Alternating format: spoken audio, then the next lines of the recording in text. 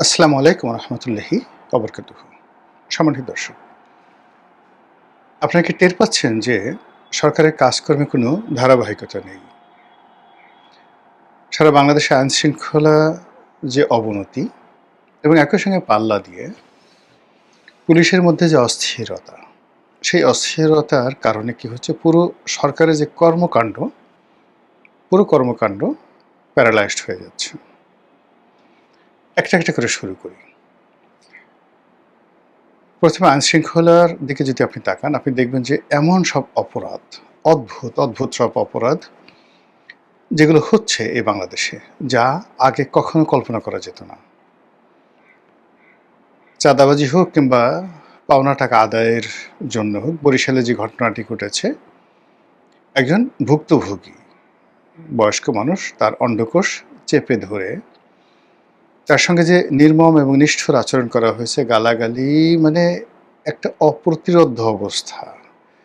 মানে এরকম দুঃসাহস, উগ্রবাদী আচরণ, জঙ্গিবাদী আচরণ আমরা এই বাংলাতে কখনো দেখিনি। এরপরে ধরুন, এই যে কি একটা কমব্যাক্ট অপারেশন নামে কি একটা সংগঠন করেছে, যাত্রাবাড়িতে তারা কুম্ফু ক্যারাত শেখাচ্ছিল, এদেরকে পুলিশ ধরেছে। লম্বা লম্বা চুল, একেবারে অল্প বয়স্ক, তারা সেই শুধুমাত্র শারীরিক চর্চা নয়, এর সঙ্গে সেই আরও যে সকল ভিডিও সামনে চলে আসছে, আর যে সকল কথাবার্তা হচ্ছে, এবং এদের যে বডি ল্যাঙ্গুয়েজ, চোখের চাহনি, এর মধ্যে আপনি ভবিষ্যতের বাংলাদেশ এবং চলমান বাংলাদেশ বুঝতে পারবেন যে সমাজের কোন কোন জায়গাতে আমাদের আসলে ক্ষত তৈরি হয়ে গেছে, গর্ত তৈরি হয়ে গেছে। এদের পক্ষে এক শ্রেণীর লোক কথা বলছে, আর এদের বিপক্ষে রাষ্ট্র, সরকার, বিএনপি অন্য কথা বলছে। আর দেশের বাইরে এই দৃশ্যগুলো নিয়ে যে চলচ্চিত্র তৈরি হচ্ছে, যা কিনা পুরো রাষ্ট্র ব্যবস্থা, রাষ্ট্রীয় কাঠামো, নতুন সরকারের যে স্থিতি অবস্থা, সব কিছু প্রশ্নের মুখে ফেলে দিয়েছে।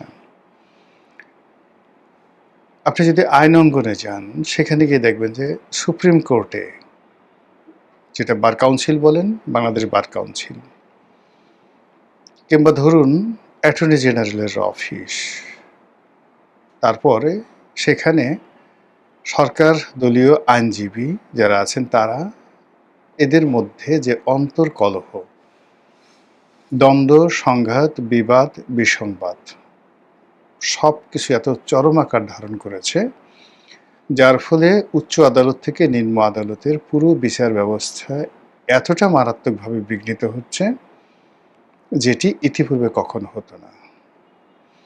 এমনি ইনুর জমানাতে প্রায় সকল বিচারালয় একেবারে নেহায়েত শুধু তারিখ পরিবর্তন করার, নতুন একটা তারিখ দেওয়া, এই কাজের মধ্যেই তাদের দৈনন্দিন কর্মপরিধি তারা সীমাবদ্ধ রেখেছে। গুরুত্বপূর্ণ সিদ্ধান্তে দেওয়া, কোনো মামলা নিষ্পত্তি করা, ঝুঁকি নেওয়া, এই জিনিসগুলো আসলে আইন আদালতে গত 18 মাসে, অর্থাৎ ইনুর জমানাতে যেটা হয়নি, সেটি এই বিএনপির জমানাতে এসেও হচ্ছে না। অধিকাংশ এখানে যে সকল দুর্নাম, বদনাম, ঘুষ, দুর্নীতি, অনিয়ম, মারামারি, কাটাকাটি, যা কিছু শোনা যাচ্ছে, যা কিনা আমাদের পুরো সিস্টেমটার মধ্যে একটা কলঙ্ক তৈরি করে ফেলেছে। এরপর যেটি হচ্ছে, সেটি হলো দেশ এবং বিদেশের যে রাজনৈতিক পরিবেশ পরিস্থিতি। ভারতের সঙ্গে আমাদের কেমন সম্পর্ক যাবে, পাকিস্তানের সঙ্গে কেমন সম্পর্ক, আমেরিকার সঙ্গে কেমন সম্পর্ক, চীনের সঙ্গে কেমন সম্পর্ক, মায়ানমারের সঙ্গে কেমন সম্পর্ক, এগুলো নিয়ে প্রায় প্রতিদিনই আমরা নিত্য নতুন গীত শুনছি। সামাজিক মাধ্যমে জামাতের যারা লোকজন, তারা এক ধরনের কথা বলছেন, বিএনপির লোকজন তো আসলে এই মুহূর্তে ওইভাবে কেউ কথা বলছেন না, আর আওয়ামী লীগের লোকজন রীতিমতো ফাটিয়ে ফেলছেন, ইচ্ছামতো তথ্য দিচ্ছেন, অপতথ্য দিচ্ছেন, বানোয়ার তথ্য দিচ্ছেন, এবং সেইগুলো ধরুন যদি আওয়ামী লীগের 5 থেকে 6 কোটি লোক সেই তথ্যগুলোকে নাড়াচাড়া করে, আর তার সঙ্গে সঙ্গে যদি বিএনপি জামাতের 5% to 10% লোকের দ্বারা ইনফ্লুয়েন্স হয়, পুরো সরকার ব্যবস্থার মধ্যে একটা ঝাঁকুনি লেগে যায়। এবং এই অবস্থাতে সরকার গত 4 মাসে দাঁড়াবে, দাঁড়িয়ে একটা কাজ করবে এবং সেই কাজের একটা ধারাবাহিকতা বজায় রাখবে, এটি সম্ভব হচ্ছে না। পুলিশের নিয়োগ বদলি নিয়ে যা কিছু হচ্ছে একেবারে ওপেন সিক্রেট। একজন ওসি পদে নিয়োগ পেতে কয় টাকা লাগে, এসপি পদে নিয়োগ লাভ করতে কত টাকা লাগে, এসপি ওসি বা 25 বছর চাকরি হয়ে গেছে এরকম অভিজ্ঞতা সম্পন্ন কর্মকর্তা, একেবারে এডিশনাল আইজি পর্যন্ত, মানে কনস্টেবল থেকে এডিশনাল আইজি পর্যন্ত টার্গেট করে করে যেভাবে চাকরি থেকে বাদ দেওয়া হচ্ছে, যদি চাকরিতে থাকতে চাও এটা করতে হবে, আর যদি চলে যেতে চাও চলে যাও। এরপরে যে জায়গাগুলো ভ্যাকুয়াম খালি হচ্ছে সেই জায়গায় যারা নিয়োগ পেতে চাও তাদেরকে এই কাজগুলো করতে হবে। আপনারা আশা করি বুঝতে পেরেছেন। এর ফলে পুরো পুলিশ বাহিনীর মধ্যে যেটিকে বলা হয় বেদনা, প্যানিক, এগুলো ছড়িয়ে পড়েছে। ইউনূস জামানাতে যে সকল জামাতপন্থী কর্মকর্তারা নিয়োগ লাভ করেছেন তাদের একটা বিরাট অংশ আলটিমেটলি চাকরিচ্যুত হয়েছেন, অথবা এমন একটা জায়গাতে তাদেরকে ওএসডি করে বসিয়ে দেওয়া হয়েছে যেখানে বসে বসে তারা ঘোড়ার ডিম প্রসব করছেন। আওয়ামী লীগের যারা লোকজন আছেন তারা তো আগেই ঝেঁটিয়ে তাদেরকে বিদায় করে দেওয়া হয়েছে। এরপর এই সাম্প্রতিক সময় আওয়ামী লীগ ট্যাগ দিয়ে, জামাত ট্যাগ দিয়ে বা অন্য কোনো যাকে বলে অভিযোগ তাদের বিরুদ্ধে এনে পাইকারি হারে যেভাবে অবসর দেওয়া হচ্ছে, নিয়োগ বদলির খড়গ যাদের উপর পড়ছে, আর এর পেছনে যে সকল লেনদেন হচ্ছে বা লেনদেনের অভিযোগ হচ্ছে, সব মিলে পুরো পুলিশ বাহিনী তছনছ। একই অবস্থা সেক্রেটারিয়েটে, সচিবালয়, এমনকি সেনাবাহিনীতে যে সকল ভূতাপেক্ষা নিয়োগ হচ্ছে, যাদেরকে অবসরে চলে গেছেন এরকম অনেক কর্মকর্তাদেরকে যেভাবে প্রমোশন দিয়ে তাদেরকে মানে বেতন ভাতা সকল রাষ্ট্রীয় সুযোগ সুবিধা দেওয়া হচ্ছে, আমি আসলে এই ধরনের কোনো কথাবার্তা কখনো শুনিনি।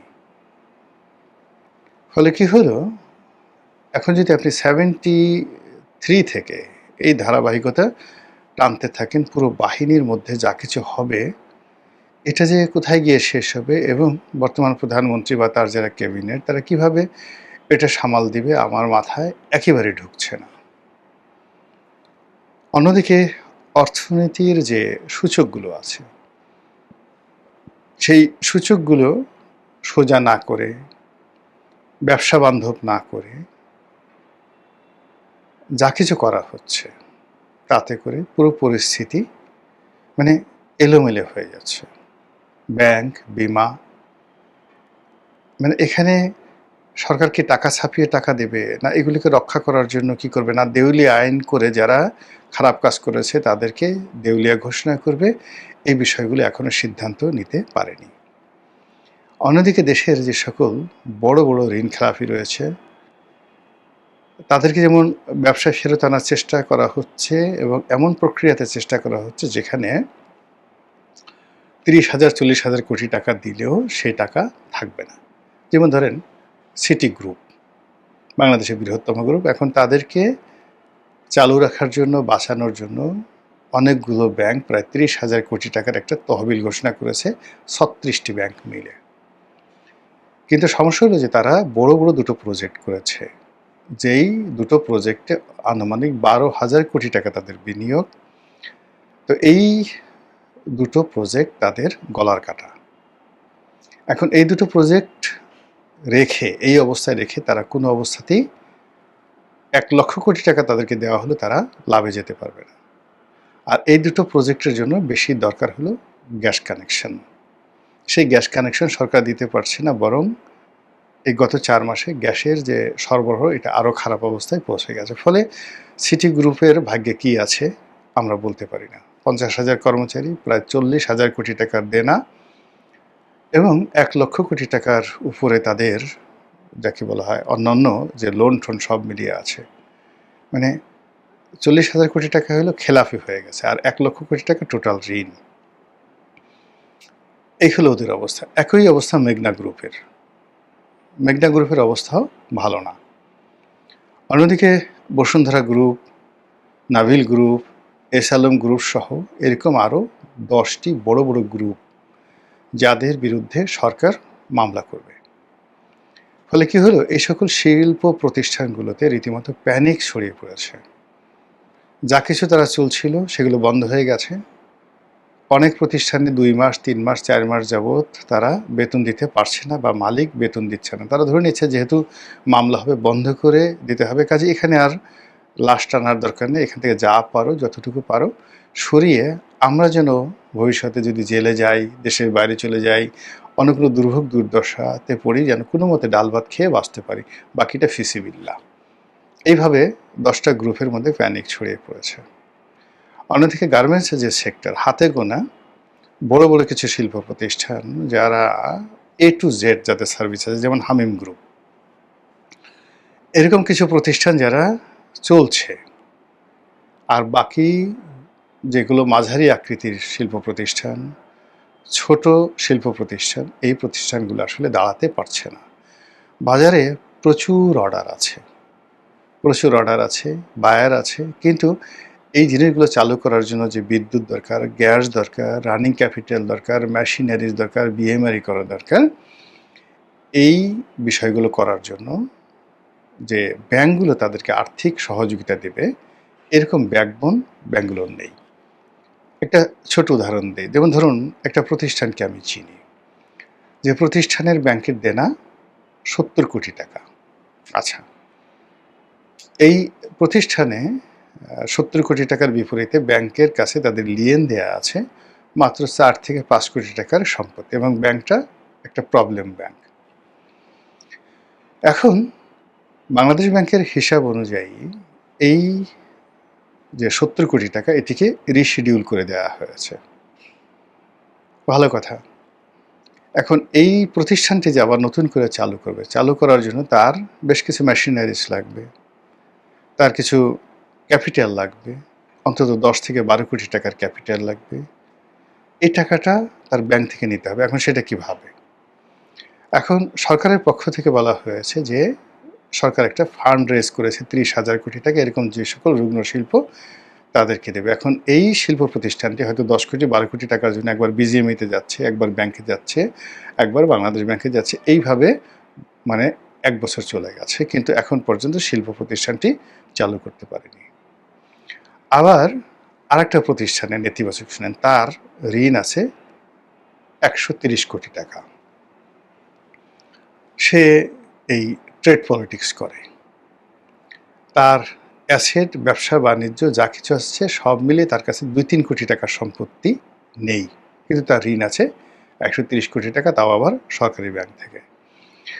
এখন সে কি করছে, এই যে সরকারের যে একটা সুযোগ, সেই সুযোগ নিয়ে সে হিসাবে দেখা যায় সে 50 কোটি টাকা ঋণ নিতে পারে। 130 কোটি টাকার উপর 50 কোটি টাকা সে ঋণ নিয়ে 2-3 কোটি টাকা সে খরচ করে বাকি টাকা পকেটস্থ করার জন্য সে দিন রাত ঘোরাফেরা করছে, এবং ওই যে আগে যে লোক বললাম যে জেনুইন ব্যবসা করতে চায়, সে সফল না হলেও দ্বিতীয় ব্যক্তি সে শতভাগ সফল হয়ে যাবে। এরকম যে একটা ধড়িবাজ, ধান্দাবাজ একটা জাতি, একটা সম্প্রদায়, একটা গ্রুপ, একটা ব্যবসায়িক গ্রুপ, মানে এটা এই যে একটা দুর্বিষহ অবস্থা, সেই দুর্বিষহ অবস্থার মধ্যে তারা আরও ডাকাতি, রাহাজানি, ছিনতাই এগুলো করার জন্য কোমরে গামছা বেঁধে নেমেছে। অন্যদিকে বিএনপির যে সকল বিএনপি নামধারী দুর্বৃত্ত রয়েছে, তারপরে যাকে বলা হয় খারাপ মানুষ রয়েছে, তারাও যার যার অবস্থান থেকে এমন সব কাজকর্ম করছে যা কিনা এই সরকার যারা পরিচালনা করবে তাদের সবারই মনোবল ভেঙে দিচ্ছে। এর ফলে সরকার তার কোনো কাজের ধারাবাহিকতা রক্ষা করতে পারছে না, সরকার ঘুরে দাঁড়াতে পারছে না। শক্ত ভিত্তির উপরে সে দাঁড়িয়ে যে একটা সিদ্ধান্ত নেবে এবং সেটা বাস্তবায়ন করবে, এটা সম্ভব হচ্ছে না। আমাদের একটা কথা আছে না যে সারা অঙ্গে তোমার ব্যথা সজনী, আমি মলম লাগাবো কোথায়? তো দেশ, জাতি, সরকার, রাজনীতি প্রায় সব ক্ষেত্রে এরকম যাকে বলা হয় বড় বড় গর্ত তৈরি হয়ে রয়েছে। হয়েছে। এখন আপনি দোষ দিতে পারেন যে এটা আওয়ামী লীগের দোষ, এটা জামাতের দোষ, এটা বিএনপির দোষ, এটা চাঁদাবাজের দোষ, এটা দুর্নীতিবাজের দোষ। কিন্তু আপনি সেটা দিয়ে মনের ঝাল মিটাতে পারেন, কিন্তু সমস্যাগুলো তার সমাধান হচ্ছে না। রাষ্ট্র সরকার তো চলছে না। আর এর সমস্ত দায় 18 কোটি মানুষের ঘাড়ের উপর পড়েছে। আপনি আমি যার যার অবস্থানে বসে টের পাচ্ছি জীবন কত কঠিন।